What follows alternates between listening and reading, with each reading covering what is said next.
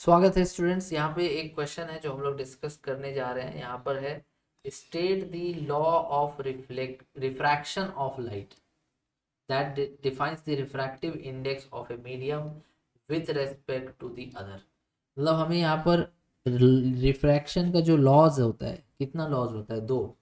तो दो लॉज होते हैं रिफ्रैक्शन में, उनमें से उस लॉ को डिफाइन करना है जो रिफ्रैक्टिव इंडेक्स के बारे में बताता है। तो ये जो लॉ होता है इसको हम लोग कहते हैं स्नेल्स लॉ। कौन सा लॉ? स्नेल्स लॉ कहते हैं इसको हम लोग। ठीक है, ये सेकेंड लॉ ऑफ रिफ्रैक्शन है। तो ये हमें डिफाइन करना है, एक्सप्रेस इट मैथमेटिकली, मतलब इसका फॉर्मूला भी लिखना है।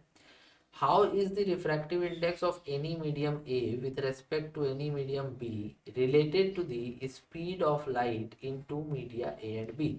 मतलब कि जो रिफ्रैक्टिव इंडेक्स होता है किसी भी मीडियम का, वो स्पीड से किस तरह से रिलेट होता है ये बताना है। State the name of this constant when one medium is vacuum और other.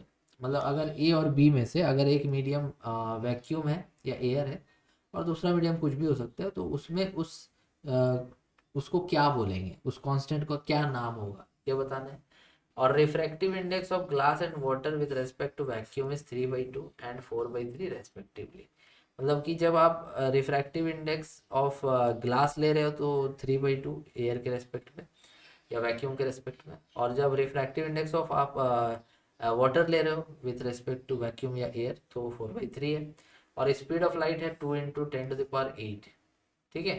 If the speed of light in glass is 2 × 10⁸, glass में स्पीड ऑफ लाइट है 2 × 10⁸, तो हमें बताना है speed of light in vacuum या फिर वाटर कितना होगा। ठीक है, तो ये 5 नंबर का क्वेश्चन है।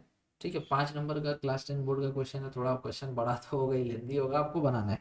तो चलिए देखते हैं एक एक करके। ठीक है, ठीक है। स्नेल्स लॉ तो आपको पता है, आपको पढ़ाया भी जाता है। दैट स्नेल्स लॉ का डेफिनेशन क्या होता है कि when a ray of light of particular colour passing through a medium 1 is incident on another medium 2, then the ratio of the sine of angle of incidence and the sine of angle of refraction is constant।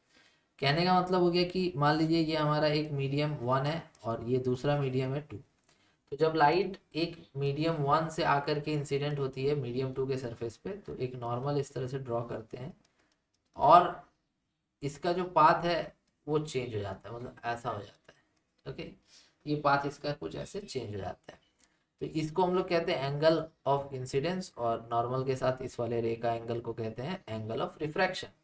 तो Snell's law ये कहता है कि जो ratio होगा किसका, sine of angle of incidence by sine of angle of refraction, ये जो है किसी भी दो मीडिया के लिए कांस्टेंट होगा। दो मीडियम के लिए, कोई पर्टिकुलर दो मीडियम के लिए हमेशा कांस्टेंट रहेगा। जैसे कि वो मीडियम कुछ भी हो सकता है। एक मीडियम मान लीजिए कि आपका वाटर है और एक मीडियम आपका ग्लास है। ये दो मीडियम फिक्स होना चाहिए। अगर मान लीजिए आप एयर और ग्लास लेंगे तो फिर ये अलग होगा, और लेकिन हाँ, जहाँ पे भी एयर और ग्लास रहेगा वहाँ पे कांस्टेंट रहेगा। तो किसी दो पर्टिकुलर मीडियम के लिए ये जो रेशियो होगा sine of angle of incidence by sine of angle of refraction, ये कांस्टेंट होगा। इसी को हम लोग स्नेल्स लॉ कहते हैं। This constant is called refractive index of two with respect to one. मतलब जिसमें जा रहा है और जहां से जा रहा है, तो जिसमें जा रहा है वो पहले और जहां से जा रहा है वो बाद में। तो इसको, इस कांस्टेंट को क्या बुलाता है? इस कांस्टेंट को बुलाता है इस कांस्टेंट को क्या बुलाते हैं? रिफ्रैक्टिव इंडेक्स ऑफ टू बाद वाला, विथ रिस्पेक्ट टू वन पहले वाला। समझ गए? Two with respect to one, जिसको इस तरह से डिनोट करते हैं हम लोग। ठीक है, देखिए यहाँ n2 1, जो बाद में वो पहले लिखना है। n मतलब refractive index of two with respect to one. बहुत सारे बुक में म्यू भी रहता है, म्यू लिखा हुआ है। ठीक है, तो μ 2 1 भी लिख सकते हैं। एक और फॉर्मेट रहता है ऐसे, समझ गए? ये भी सेम है, ये तीनों सेम है, ये तीनों सेम है। ठीक है, सारा क्या है? Refractive index of two with respect to one, refractive index of two with respect to one, refractive index of two with respect to one. तो चलिए अभी फिलहाल एन वाला ही लेके चलते हैं। तो इसे sine I by sine R equal to n2 1, और ये n2 1 क्या है? Refractive index of two with respect to one. और टू का मतलब लाइट टू में जा रही है, टू पहले लिखा हुआ है तो लाइट टू में जा रही है, वन से जा रही है। ठीक है, ये हो गया रिफ्रैक्टिव इंडेक्स के बारे में, ये हो गया स्नेल्स लॉ। अब सेकेंड पार्ट में चलते हैं, क्वेश्चन के सेकेंड पार्ट में। refractive index of A with respect to another medium B is denoted by this NAB। जिस तरह से N21 लिखा हुआ था उसी तरह से NAB, मतलब अगर एक मीडियम A है और दूसरा B है, ठीक है, लाइट अगर मान लीजिए कि B है, B से A में जा रही है, तो refractive index of A with respect to B लिखा जाएगा। और इसको स्पीड ऑफ लाइट के फॉर्मूला में लिखना था। तो देखिए इसका मतलब क्या हो गया, इसका मतलब हो गया refractive index of medium A with respect to B, और लाइट जा रही है B से A में, तो स्पीड में जब लिखेंगे तो speed of light in B by speed of light in A, तो ये B पहले आ जाएगा और A बाद में आ जाएगा। ठीक है, ऐसे याद रखना आपको। स्पीड के टर्म्स में लिखेंगे तो B ऊपर और A नीचे आ गया। ठीक है, ये स्पीड वाला फॉर्मूला हो गया, यही हमें पूछा था सेकेंड पार्ट। अब बोला था कि अगर मान लीजिए ए और बी में से एक मीडियम वैक्यूम है या एयर है, तो उसको कांस्टेंट को क्या बोलेंगे। देखिए मान लीजिए कि एक मीडियम जो यहाँ पर ऊपर में था बी था और नीचे ए था, तो इस मीडियम को मान लीजिए एयर या फिर वैक्यूम मान लेते हैं, और इसको कोई जनरल मीडियम है। ठीक है, तो इस तरह से यहाँ पे है, इस तरह से यहाँ पे है। ठीक है, ऐसे है। तो ये medium B, if medium B is vacuum or air, then NAB is called absolute refractive index of medium A। अगर A या B में से कोई भी,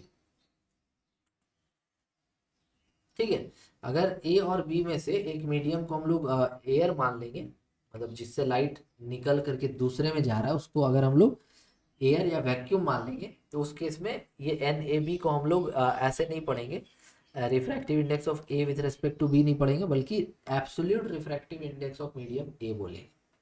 समझ गए। और इसको सिंपली एन ए लिख देंगे, बी लिखने की जरूरत नहीं है, क्योंकि बी ऑटोमेटिकली माना जाएगा कि एयर है वहाँ पे। ओके, समझ गए। तो अब न्यूमेरिकल पे आया था, जो न्यूमेरिकल हमारा वहाँ पे दिया हुआ था, तो न्यूमेरिकल दिया हुआ था उसमें हमें absolute refractive index of glass दिया हुआ था, मतलब कि एन जी दिया हुआ था, कितना 3/2। ओके, और उसके बाद absolute refractive index of water भी दिया हुआ था। Absolute refractive index of water का मतलब एक एयर और दूसरा water. Absolute refractive index of glass का मतलब एक एयर और दूसरा ग्लास। तो ये दिया हुआ था 4/3। और speed of light in glass दिया हुआ था 2 × 10⁸ मीटर पर सेकेंड। और हमसे पूछा गया था आप बताइए स्पीड वैक्यूम में बताइए और स्पीड जो है वो वाटर में बताइए। तो देखिए अभी हम लोग एक फॉर्मूला लिखे थे, N21 equals to speed of light in 1 by speed of light in 2। Speed of light in 2 ये लिखे थे ना, ये लिखे थे ना। देखिए फर्स्ट पार्ट में हम लोग वैक्यूम चाहते हैं, तो यहाँ पर हम लोग एन, देखिए पहला मीडियम हम लोग ले लेते हैं एयर और दूसरा मीडियम ले लेते हैं हम लोग यहाँ पे ग्लास। ठीक है, लाइट एयर टू ग्लास जा रही है,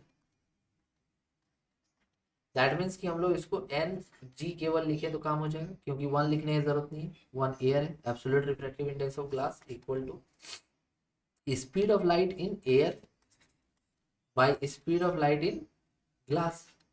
ठीक है, तो यहाँ पर speed of light in glass दिया हुआ है, एन जी मतलब कि refractive index of, absolute refractive index of glass भी दिया हुआ है, तो इससे यहाँ से वी ए निकल जाएगा।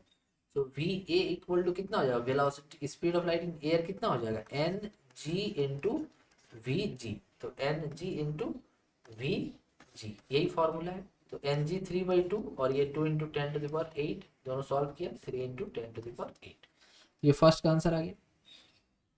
सेकेंड में हमें कहा था speed of light in water भी निकालना है, तो अब हम लोग सेम चीज उसके लिए कर लेते हैं। एक मीडियम को ले लेते एयर या वैक्यूम और दूसरे मीडियम को ले लेते वाटर। तो देखिए यहाँ पे हम लोग ऐसे लिख देंगे एन वाटर, 1 लिखने की जरूरत नहीं क्योंकि एयर है एब्सोल्यूट रिफ्रैक्टिव इंडेक्स के टर्म्स में। Speed in air by speed in water, तो स्पीड इन वाटर बराबर V A by N W. देखिए speed of light in air कितना निकाला, 3 × 10⁸, और absolute refractive index of water कितना दिया हुआ 4/3। देखिए ये आ गया, इसको सॉल्व करेंगे हम लोग, इतना आ जाएगा तो 2.25 इंटू 10⁸ 8। तो आई होप आपको ये क्वेश्चन पूरा क्लियर हो गया होगा अच्छे से। Thank you very much for watching.